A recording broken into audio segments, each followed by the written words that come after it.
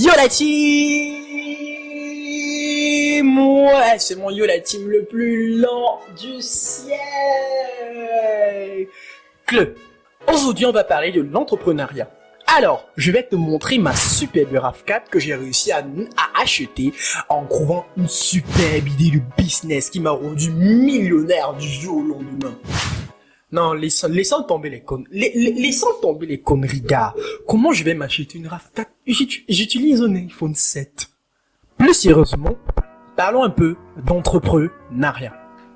L'entrepreneuriat, c'est quoi? Parce qu'on entend ça partout dans les documentaires, ça monte, ça descend. C'est tout le monde qui a maintenant la culture, ou je devrais dire, qui se vante en étant entrepreneur. Mais entrepreneur, en fait, c'est engager, c'est commencer, c'est débuter une action.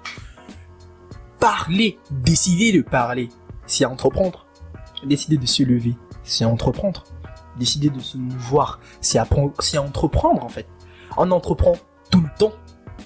Maintenant, s'il faut ramener ce terme dans le sens ou la politique entrepreneuriale, décider d'entreprendre dans l'entrepreneuriat, c'est créer une entreprise, c'est débuter, engager, commencer une idée de business. Ce qui veut dire que, d'ailleurs, tout le monde entreprend. Oui, ça, on l'a compris. Tout le monde entreprend. Voilà. Et maintenant, tout le monde n'entreprend pas toujours dans le but de créer ou bien d'avoir des entrées d'argent. Par exemple, moi j'ai beaucoup entrepris dans le but d'avoir des entrées d'argent. Et ici en fait, on va voir les quelques process ou les quelques idées de business que vous pouvez facilement entreprendre et qui vous rendra millionnaire. Tout ceci à partir de ce tout petit téléphone. J'ai réussi à gagner beaucoup d'argent avec la pomme croquée.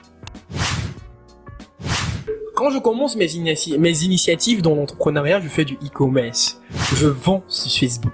Précisément, moi, au Cameroun, je m'adapte ou en fait, j'obéis, j'épouse la pensée et la mentalité camerounaise qu'il y a sur les réseaux. Ça, il faut le comprendre. Pour entreprendre, il faut comprendre le milieu d'où vous venez, quoi. D'où vous venez, il faut comprendre le milieu. Dans la compréhension de ce milieu, j'ai remarqué tout ce qui passait le plus sur Facebook.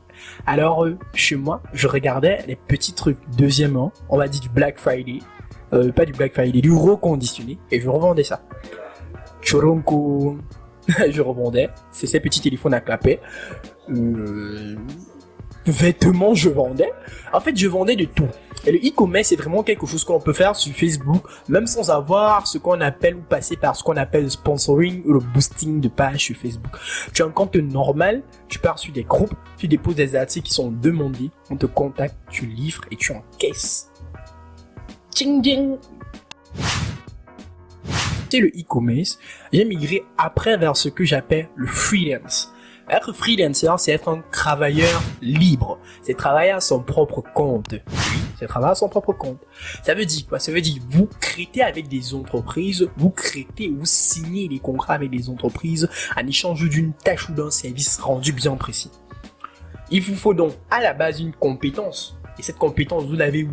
En formation. Je vous demande pas d'acheter mes formations, même si j'en ai une, design graphique et beaucoup plus. Je vous demande en fait de vous former. Vous pouvez vous former en autodidacte, c'est-à-dire vous-même, ou bien vous pouvez vous former en payant une formation. C'est aussi bien, payer une formation. Payer une formation.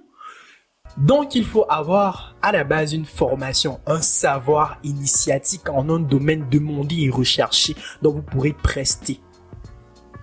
J'avais de base des compétences en conception de sites internet et en conception d'applications, mais ceci était un peu trop fébrile.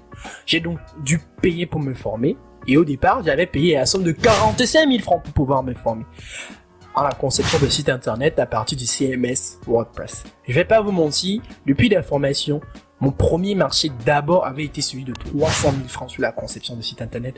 300 000 francs! J'avais 18 ans! 300 000 francs! Genre, 0, 0, 0, 0, plus 0.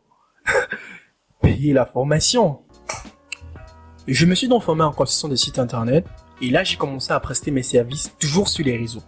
Quand vous êtes freelancer, vous avez la possibilité de prester de plusieurs manières. Vous pouvez passer par les réseaux, social media, ou bien vous pouvez passer par les plateformes appropriées, à savoir 5 euros, Fiverr.